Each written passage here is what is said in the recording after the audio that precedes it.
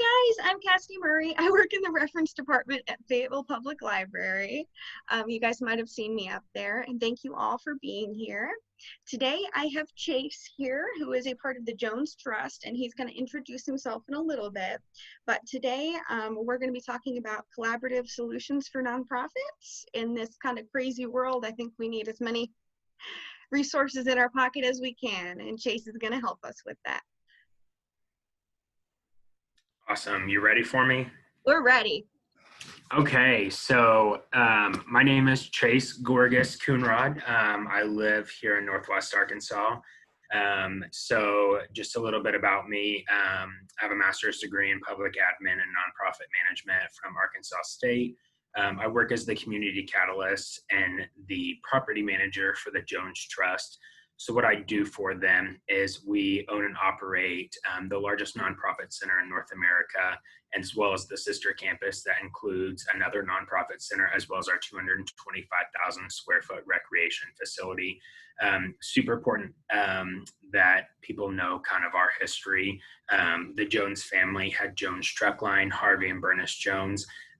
Her gift to our community was the nonprofit center later on, which was actually originally the truck terminal. I'm sorry, let me go back. The Jones Center was actually the truck terminal. The nonprofit center was where Jones Truck Line was headed up at. Really cool that, you know, they had a very philanthropic mindset and they really wanted to continue a legacy much longer than they actually had on this earth. So my philosophy of being a nonprofit leader, I believe wholeheartedly that everything happens for a reason. I believe that you should take every opportunity that you have to live life to the fullest, because you never know when your last second's going to be. Why I chose nonprofits, my background is a little bit weird. I worked in freight and then Disney, and then came into the nonprofit sector through the Jones Trust. So I worked 2 years at the Jones Center before I transitioned over to the Trust side, which is our umbrella organization to manage the nonprofit centers.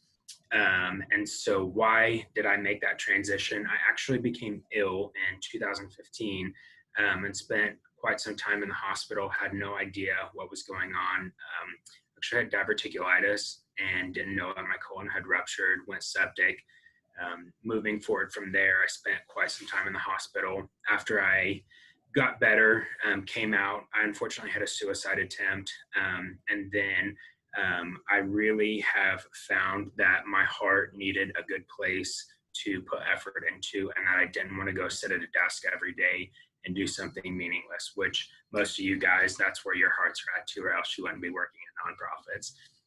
So my personal mission is to create, cultivate, challenge, and inspire. If you read on my LinkedIn, where that comes from is my personal mission statement. Insights Empowerment Center is the Women's Empowerment Center that used to be housed here at the Nonprofit Center in Rogers. And they really encourage everybody to make sure that you are fulfilling your personal missions, and whatever that be, defining that and continually defining that. I want to create, cultivate, challenge, and inspire those around me for a bigger purpose. So one of the biggest things that I always get asked when people talk about nonprofits is, what advice do you have for an upcoming nonprofit, an incubator nonprofit, which by definition, incubation nonprofit, you know, being somebody right out of the chute, not a nationally recognized organization, is take care of yourself. Make sure that you physically, emotionally are taking care of yourself in nonprofits. In my role specifically, we deal with so many organizations that are all over the place as far as what the missions are defined as, that it's a lot of emotional toll on the people who surround this nonprofit center and the people who collaborate together. So making sure that you're defining opportunities in self-care, defining opportunities for self-care of your team, and understanding that it's okay to fail, but make sure that you build yourself back up before moving forward. So the nonprofit centers here in Northwest Arkansas, like I earlier said, our Rogers campus is actually the largest shared service space in North America. And what we capacitate between both facilities is about 90 nonprofits, add or subtract a few at a time. And so what that is we take away the overhead costs for nonprofits and give them a home to have a physical brick and mortar at a reduced rate. So for example, if we have like a 250 square foot office here at $6 rent, they're paying $216.67. So $216 a month would be the all-in rate with utilities. We have a convenience Wi-Fi. And so we're really taking away that overhead cost to where they can put that back into what their mission is actually providing to our community. A lot of people don't understand nonprofits and how they work to support our community. Our community is defined by, the programming and the services and things like that. Our nonprofit community truly is a backbone to our community. And this is not only here in Northwest Arkansas, this is anywhere you go nationwide. You look at nonprofits and what they're providing to the community, they're providing backbone services that are really making your community stronger. And that's, again, why you take care of yourself, you take care of your nonprofits. And when you're storytelling, you make sure that the people that you're telling that to understand this is a way bigger picture than, just, a nonprofit. They might be providing, life-altering things to your community. And so it's really, really, really, really important for us to understand how important nonprofits are. And I'm reading on my notes behind because I made a list of things I want to make sure that I hit on through this time we have together. So collaboration. What is collaboration? How do you define collaboration? How do I define collaboration? Do what you do best and partner for the rest. And if you want me to say that again for you to write it down, do what you do best and partner for the rest. This is a really key slogan to what collaboration is. Defining creative opportunities for your organization to do things is so key when it comes to that. There might be things that I do really well. There might be things that I do really horrible. There might be things that Cassidy does that she might also have a flaw. If we look at all those together, what does Cassidy bring to the table? What does Chase bring to the table? How can we take those and be cohesive? Because we do understand that nonprofits collectively are stronger. This is one of the biggest things that is so important in nonprofits to understand, is that collectively we are a greater presence, and collectively we do make a bigger impact. And I know that that's a really difficult thing for a lot of people to understand, because unfortunately in the nonprofit sector, if you have like services or, maybe there's grant money for a specific thing, we're all fighting for the same grant money. We're all, fighting the same donors, all this tension.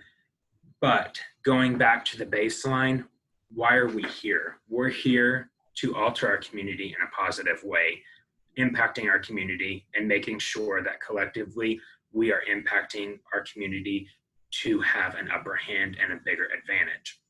So back to something I said earlier, like services. This is a really unfortunate thing that happens everywhere. In our area in Northwest Arkansas, this is a real issue. Duplicated services is when an organization basically does the same thing. This is how collaboration is really going to make key impacts in the community and really embrace what that mission is. So going back to Chase and Cassidy, we might have the same programming going on. If we understand, how Cassidy's capacitating and how Chase is capacitating, we understand that we both have this common goal. How do we utilize each other's strengths to get to that goal? Unfortunately, it may be combining those two organizations and letting go of some people. In nonprofits, you have to be prepared for the good, the bad, and the ugly. Just like any business, we have to understand that nonprofits have to be set up like a business. They have to have a business model or they will fail. So understanding, collaboration and understanding creativity and thinking outside the box. What are what would you define as, your personal um, powerhouse move? So what do you think you do the best? How do you take that and how do you pitch that to somebody else? Thinking outside the box. What is your strengths? What is your weaknesses? How do you take your weaknesses and think outside of the box of how you can strengthen them? Through collaboration is one of the big keys that we see. So I want to read this. I read this the other day and it's really, really good. Many traditional nonprofits form short-term partnerships with superficially similar organizations to execute single programs, exchange a few resources, or attract funding. In contrast, networked nonprofits forge long-term partnerships with trusted peers to tackle their missions on multiple fronts. So, key things that we take out of that: networking. Networking is so huge, and I'm going to talk about that later. So, what are the biggest advantages to collaborate, and why should you be collaborating? We obviously all know in nonprofits, funds are limited. Cost savings. What does it take for you to execute X, Y, and Z? What does it take for Cassidy to execute X, Y, and Z? If we're collaborating together and we understand that, for example, we might have someone who's building a website. Okay, well, we understand that we have very similar services. So there's going to be a lot of aesthetic that's going to be similar in this situation. Should we collaborate and hire somebody who can do dual services for our organizations and cut the costs down? Yes, it's a given. That's something we would want to jump on if we can execute that at a lower cost. So cost savings is such a key component to understanding why collaboration is such an important aspect of nonprofits. Range of services. Range of services is going to be so different on so many levels, but that's what comes back to being creative and thinking outside the box. So for example, if I have a service and it's XYZ and Cassidy has services ABC, how do I take those services and correlate them with what I want to do, but also don't duplicate it? You're collaborating and you're networking with this organization to create a stronger presence. So there might be a service that you can provide. You don't have the capacity to provide it, but Cassidy's organization does. She might have the manpower to execute something. And I'm going to go back and I'm going to go ahead and tell you the story now. That way you guys can kind of understand where all this correlates. So actually last Friday, I met with an organization who is a for-profit, and what their objective is teaching and educating around cooking and culinary. They do have nonprofit arms to their organization.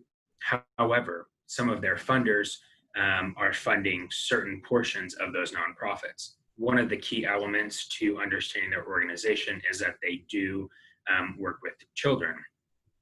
Those restrictions do not allow them to go outside of a legal boundary, meaning they cannot employ people who have felonies to work with the children in that. So how do we take what they have, how do we think bigger, and then move to another organization to make that streamlined collaboration? So one of their big objectives is they would like to also have an organization front where they're providing culinary skills to people previously incarcerated and educating them on best practice culinary and doing those kind of things. So with that, I introduced them to another organization. This organization predominantly works with people who are just out of incarceration, people who need all kinds of services, mental health, physical health, counseling, everything that falls within an overall healthy lifestyle. And one of the key things that they came out of this conversation with is that the organization who works with incarcerated people already has that relationship established on many levels. They have the relationship with the county, with the state, with jails. They're being funneled people into their organization who are really needing these services. So with the other organization, who's a culinary organization, they really have a awesome program. However, they really need to make sure that they maintain their brand. And with that, they have collaborated with the organization who works with incarcerated patients, and the organization who works with incarcerated groups is actually going to develop the program that is going to teach these skills. But the culinary school is actually going to be teaching those programs. So it's a win-win for everybody. So the organization who's teaching the culinary is getting their fulfillment on many levels, where they feel like that they're doing something productive that they want to do, but also they didn't create a whole new nonprofit, or they didn't go out of brand for themselves. They went and they partnered, and now they have this whole operation that's going to be planned out, that's in addition to both of their services. Now they've developed this relationship. The relationship with the organization who has incarcerated patients, they have a relationship with XYZ. Now this culinary organization is going to maintain those relationships as well. So understanding that thinking outside the box can be 10 years down the road. Okay, so we have this going on now. What does this look like in 10 years? And how can these organizations provide things for me? So that's range of services. And going through that with the example that I just gave you, there's so many services now that are going to be offered that previously both organizations didn't have, but now they collaborated and they have this whole new program that's going to be a different range of service that both of them have provided. And I'm sorry, let me go back. It won't be a completely different, but it'll be a new capacity that they're giving their programming in. Basic ideas on collaboration, new ideas. One of the things that people really get stuck in nonprofits, and I'm very much a millennial when I talk about this. I think it's so important to understand that your demographic changes hour by hour, day by day, week by week. Whereas the target demographic might have been XYZ previously, it probably is not that anymore. You have to be adaptable to new ideas and bringing in new capacities. Understanding that I have different talents than Cassidy has. Cassidy has different talents than I have. When we collaborate, we're both going to be getting new ideas. So when we sit down, even if it's just for a 30-minute phone call and talk about these are the different things that we like to do at our organization, how do you guys do this? That's probably going to trigger even a lot more conversation and developmental ideas that are going to be able to be successful. Understanding that maybe the organizations, for example, right now, Chase and Cassidy, maybe we don't capacitate that idea. Maybe we take that and in another network, we pass that off to somebody else that we know can execute that to 100%, thus defining more opportunities for collaboration. New leadership is another really important idea, again, with being adaptable and having different point of views. A lot of organizations, unfortunately, say, this is how we're doing things, this is how we've done things, this is how it's going to be. We know that that's not sustainable anymore. We understand that. We have to be proactive in that, and we cannot fall behind on that. Understanding that organizations may have seasoned leaders. Our organization, we have Ed Clifford, who is a very seasoned nonprofit leader as well as a business leader in Northwest Arkansas. He has a lot of seasoned ideas that if we collaborate Ed with another ED or CEO, there's going to be things that they gain out of that they probably would have never thought. New brand exposure. Understanding and identifying your brand is obviously one key component to any kind of business, any kind of nonprofit, anything you are trying to get out there. With that new brand exposure, a lot of things that really come to mind when I talk about that is your logos are just so key, making sure that, you have that brand identity. And when you're publicizing, Chase and Cassidy are doing this, make sure everybody's logos are on there, make sure that everybody who is involved with that collaboration is really focused on at some point, whether it be in your the branding of the event. So whether you're putting that out on social media or you're sending out flyers or emails, making sure that everybody who's involved gets their message out as well. And in return, you're getting that brand identity sent to new places that it's never been before. Organizations like I talked about earlier, cooking versus incarceration.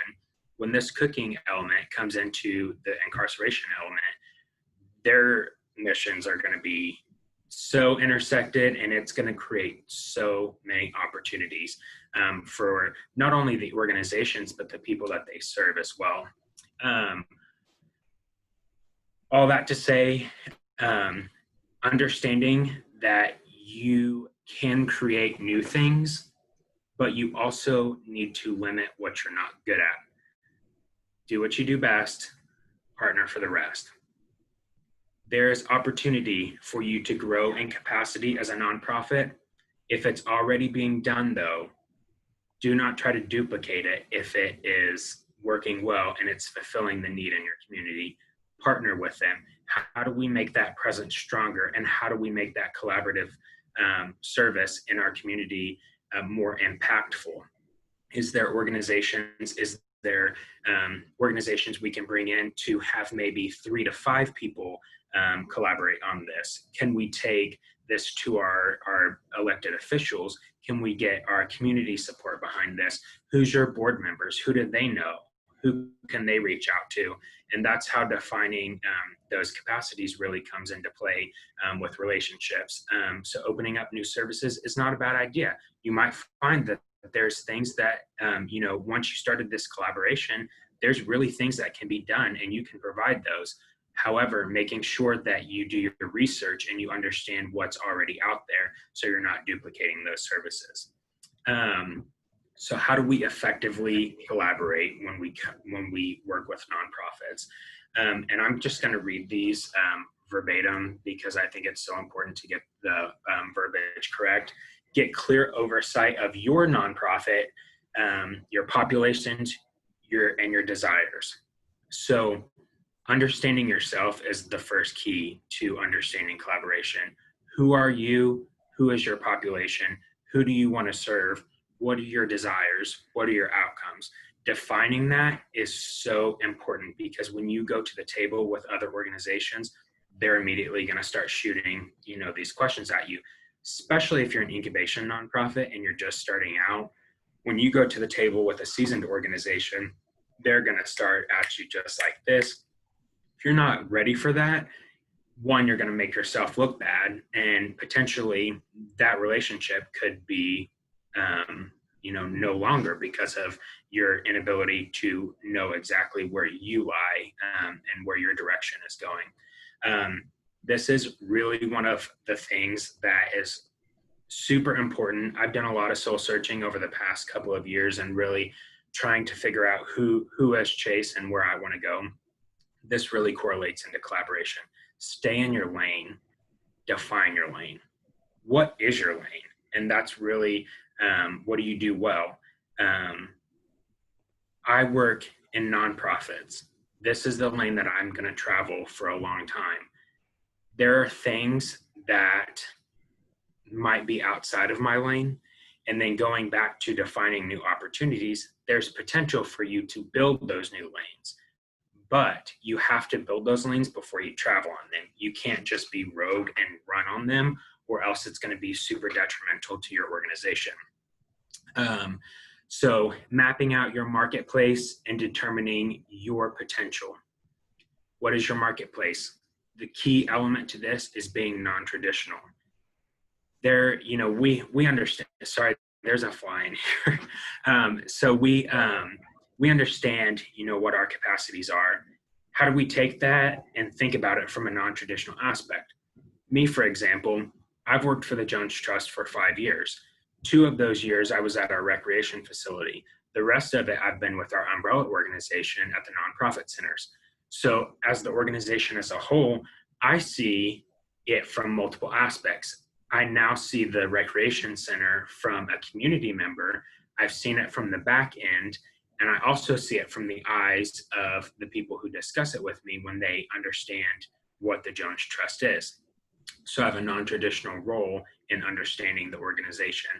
Um, let's see, organize a wide alliance that also includes your board. And this goes back to get pulling people into this collaboration. One of the key elements to nonprofits, and this is just a very, and I don't know who all is on this, I'm gonna flip through. I know that there's some people who are maybe here with Dr. Hanley with her classes. So Dr. Hanley's a really awesome Arkansas State professor. She's the head of the MPA nonprofit program. And this is one of the key things that they really teach. Board development is so key to your nonprofit. With that, you have high-level relationships that you need to utilize. Your board is there to structure as a wall and as a support system for you and your organization. They have contacts, or else they would not have been put in those board positions. They have opportunities, they have stories. Storytelling, such a key aspect to getting out into those relationships. My story, I tell my personal platform of being part of the LGBTQ community, being a suicide survivor, now working in nonprofits, and what a philanthropic heart is defined as for me. That's my lane. I've defined my lane. I do public speaking on LGBTQ issues and suicide awareness and understanding how to capacity my experience. One of the things that's really important to me, and I know this is very controversial and a lot of people have very different views on this, I believe heavily when you speak on your personal experience. So for me, when I'm speaking in diversity, equity, and inclusion engagements, I don't speak on race, anything like that, because I'm obviously, you look at me, I'm a white male. I do, however, speak on things that I have firsthand experiences. The struggle of being LGBTQ youth. I'm from Northwest Arkansas, understanding, all these capacities. So taking those stories and taking those relationships and making sure that that storytelling is spread is really a key element to widening that network and really driving those relationships that will come back to be key players and key components to this collaboration. This is something that I learned at Disney that's really important, that I really try to take to anything that I do. Utilizing customer service from a Disney aspect. So how Disney approaches customer service, obviously it's a lot of this and pointed fingers and a lot of, Mickey bars, but one of the key things that they really talk about is it doesn't matter if you're looking at your coworker, if you're looking at somebody from the public, if you're looking at somebody who's across from you, you service as a customer service representative. How I utilize that in my personal role is I have somebody on my team, his name is Randy.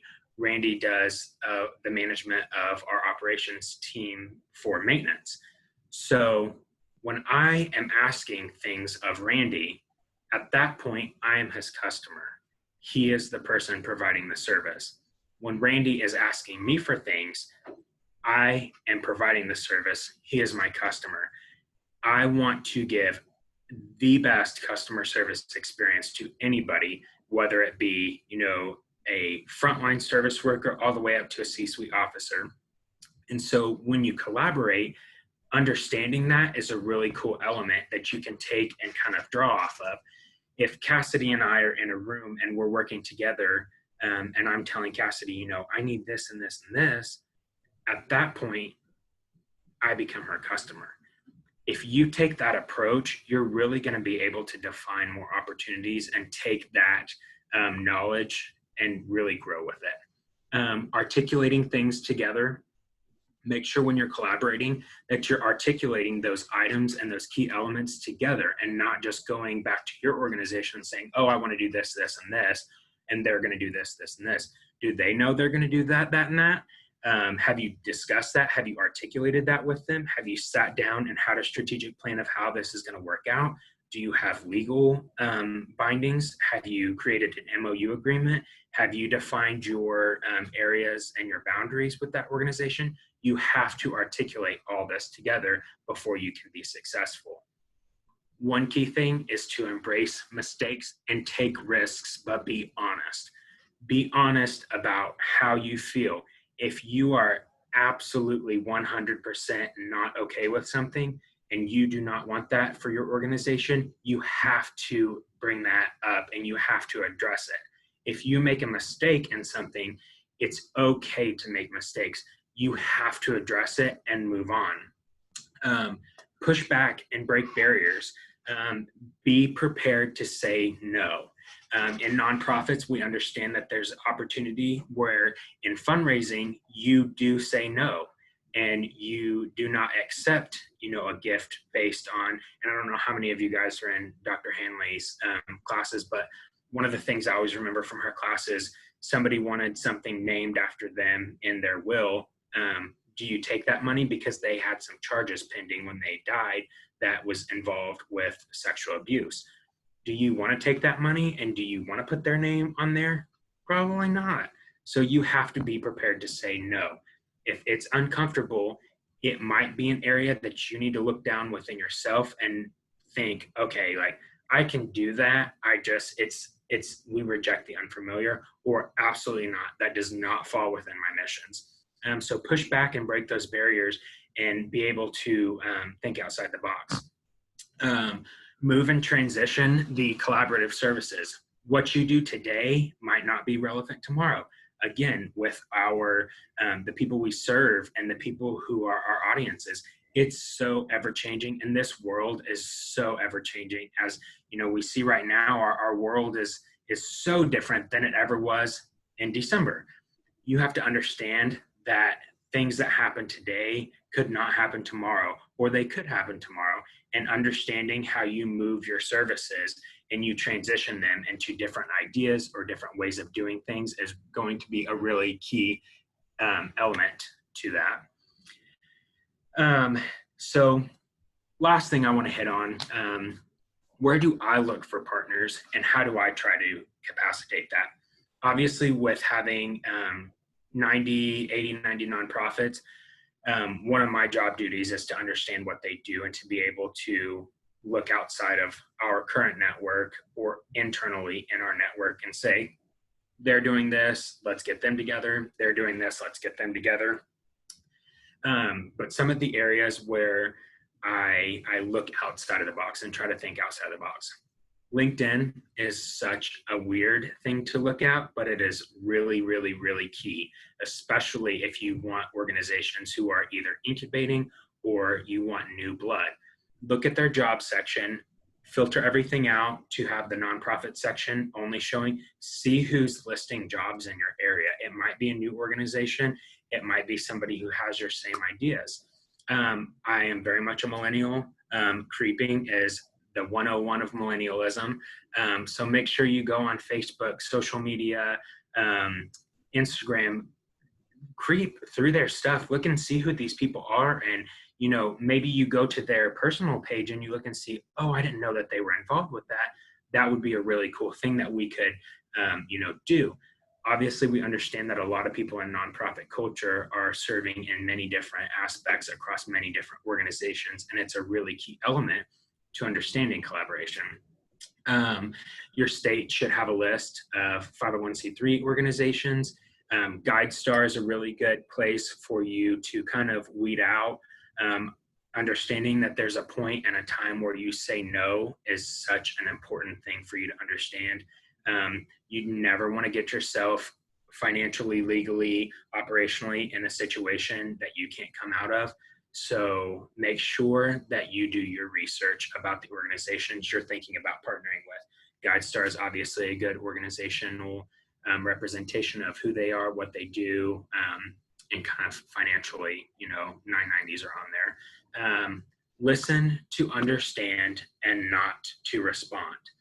Make sure that when you're in conversations with them, that you're taking what they're saying and defining it in your head. A lot of times I like to have longer meetings because I don't want it to be just so back and forth. Sometimes that's really good and really beneficial in brainstorming, but I really want to take in. I know Tisha's organization, I met with her CEO the other day, and I just sat back and listened for 45 minutes because I wanted to really understand more in depth who they are, what we're talking about. And I wasn't listening to rebuttal or to give ideas at that point. I was listening to understand.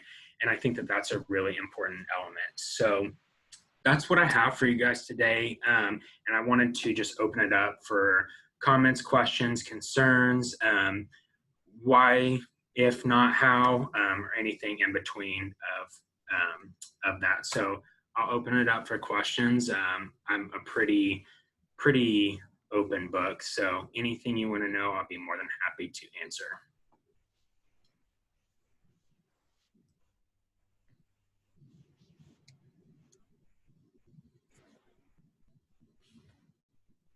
Chase, did you say 9-star? Guide, GUIDE, GuideStar. And what that is, you can get a free account on GuideStar, and you go in there and you'll search the nonprofit you're looking for. It's kind of a unspoken rule that good organizations have a GuideStar account, and it's transparency is so important in nonprofits, and it's really a transparency thing. I would never do business with somebody that I think is shady. Understanding that nonprofits and for-profits all have to run as a business model. So moving into nonprofits, I probably would never do business with somebody who's kind of shady. That GuideStar is really going to be able to kind of give you a little bit more on the back end that they're not going to tell you up front. Thanks.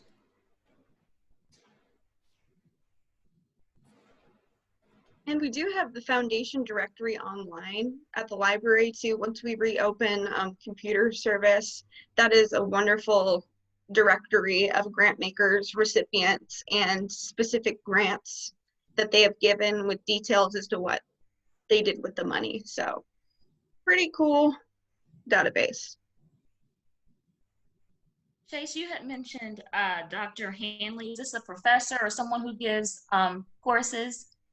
Yeah, so Dr. Hanley is at Arkansas State, and she is the program director for the Masters of Public Administration and Nonprofit Management. And she is so intelligent. She really is such an influential person in my nonprofit career. She's very open.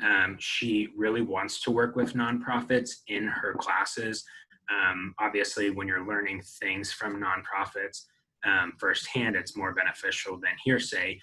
She likes to collaborate with nonprofits in her organizations. I know like presentations and stuff have really, and I don't know what she teaches now in that program, but I think there was like 9 professors, but they all utilize firsthand experience. If you feel like you have something that's good to give to her, for educating nonprofits, ultimately we're all in this together, and we're all here to better the lives of everybody in our community. So don't keep that knowledge just to yourself.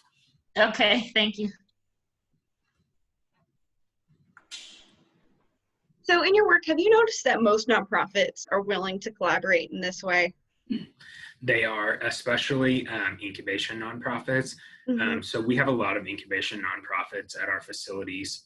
And what that entails is they might be 10 years in, they might be one day out of the chute, but they really look to these national organizations or super seasoned organizations for guidance, whether it be grant writing, whether it be programs. And that's really the cool thing about collaboration is you can really take that in any element you want. You can service that in HR, you can service that in fundraising, you can service that in programming, you can service that as mentorships And so you can really take and define collaboration any way you want. That's great. That's great. I'm really interested about the whole building aspect that you guys have a large building and you guys have a bunch of nonprofits in that. How did that all start? Like you guys just bought the building and then who bought the building? I'm curious. So when the Jones Trust decided, and Burness was still alive, decided to build the Jones Center, they renovated the actual truck terminal. And then the building behind that was the truck wash, tire barns, Jones Trust headquarters, or Jones Truck Line headquarters. Those buildings behind where the Jones Center was at were renovated as a family resource building. And Burness handpicked the organizations who went in there that were all nonprofits. Coming out of that, that building has been open over 20 years. About 13 years ago, the building that we're in Rogers was an old hospital. If you know anything, it's the old Mercy, the old St. Mary's. It was the first city hospital in Arkansas. And with that, they had it on the city's desk to be demolished. It was going to cost, I think, like $5 million to demolish. And so what ended up happening is there was people, hence collaboration. There were people on the city board, there were people on the Jones Trust board, there were people on different boards that all got together and they said, let's duplicate this service for Benton County. So the building was deeded to the Jones Trust. The Jones Trust took out the mortgage to renovate the building. And that's how the Benton County building was developed. Okay, great. You did talk about that earlier, but I just wanted to make sure it got highlighted too. That is so neat.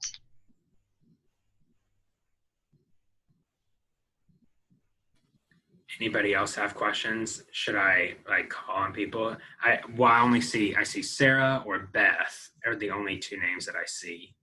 Does anybody have any questions, comments, or concerns?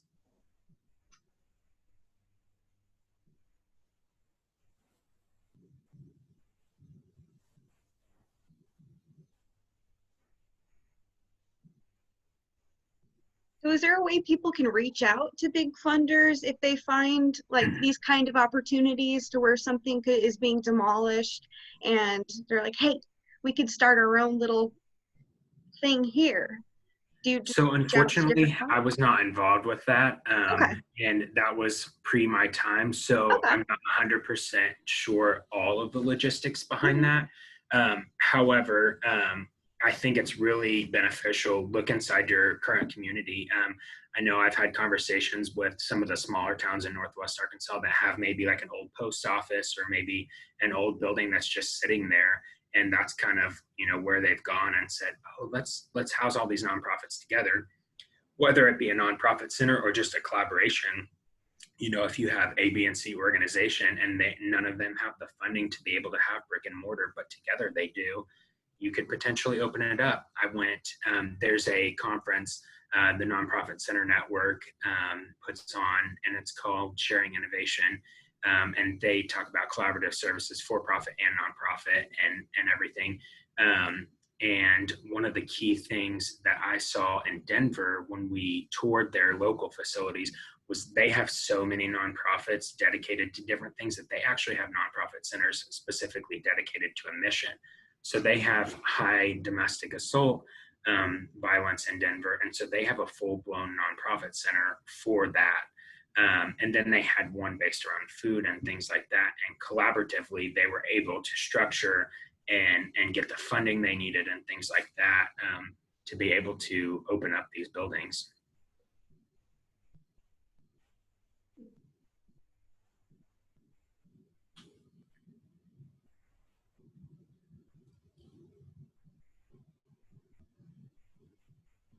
Ricky, you got any questions for me? No, I'm just trying to digest it all. It's and that's I when you say that, going back to taking care of yourself, make sure that you take care of yourself, and in collaboration you can get very overwhelmed very quickly. It is so important to make sure that you are staying healthy through any kind of development. that you have with your nonprofit, whether it be collaboration or I don't know how ground level you are, but making sure that you take care of yourself is so important. Yeah, I don't know the irony of it all, but like my major focus, it's pretty ironic, is mental wellness.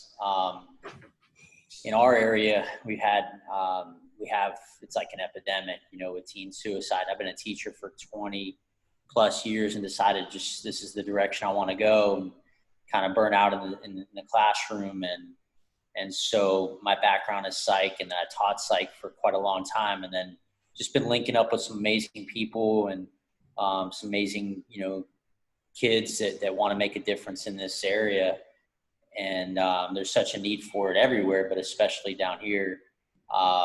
We had 4 tragedies in one particular school within the last 6 months, just prior to the pandemic. So it's kind of spurred the efforts, but it's a process for sure. And I've definitely had that challenge of who do you link up with? Like, who do you collaborate with? You got to really feel it out. You got to do your homework on it, because I've invested too much already, and it's just kind of like my life's work, and I don't want to end up steering on the wrong path with this, So it's interesting that you're pointing out a lot of the things that I'm already experiencing, even on the short term, Mm-hmm. And I love how many tools you gave us and how many people you recommended to reach out to. I mean, I've been talking to different nonprofits and helping manage the Nonprofit Resource Center at the library, and it's just, that doesn't come up very often. I feel like there's such a distance between boards and nonprofits in a lot of way, and that could be very detrimental to them. And if anybody is local, the U of A partnered with Emerging Leaders, does the board development certificate. I think is what their board development certificate is what they're calling it now. But that's a really cool thing. And even from like my aspect, I do now serve on some boards, but at that time I took it, I didn't, but it was really beneficial for me to go through that program. And it's a 1-day thing. And really understanding the hows and why of boards and the role that boards take, and understanding that boards can really take an active role or they can take a back seat. And you really define that when you start creating your board and reaching out to people to serve on your board, and what do you want them to do. I know, there's some pretty high level stuff that, people don't want to take on the front line, but I've also seen boards that I have one organization who has a 28 board member board, and every single one of them are at every single event. They're at everything. They communicate with the front line. My board in particular, I communicate with them and I do see them. It's not consistent like that one. There's a lot of things, they give us guidance and feedback and stuff, but I don't go to the board for questions, whereas some organizations, they specifically do. Very interesting dynamic. We've even had a class, had a workshop on how to be a better board, working with your board. Are those available? Those types of, I would love to dive into stuff like that if those are available. We do have a few recorded on our live stream page. So if you go to faylib.org, let me type that out. Chat. There we go. faylib.org.